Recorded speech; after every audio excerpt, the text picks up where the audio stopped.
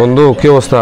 আমি বড় অভাবের মধ্যে আছি, আমাকে 500 টাকা একটু ধার দিস না ভাই, আমি খুব বিপদের মধ্যে আছি, এটা একটু উপকার হয়।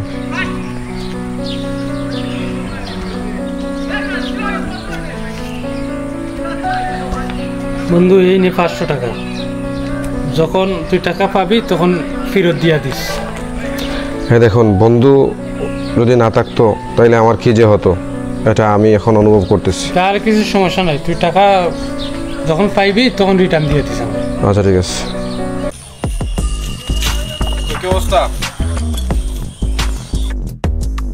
এটা আমি কাউকে কিছু বলিনি। আমি বুঝতে পারছি। এ বন্ধু, কিরে বন্ধু 500 টাকার কথা মনে আসেনি? তুমি কি 500 টাকার জন্য বন্ধুত্ব নষ্ট করবা? বন্ধুত্ব অমর, কিন্তু আমার বিকাশ খালি।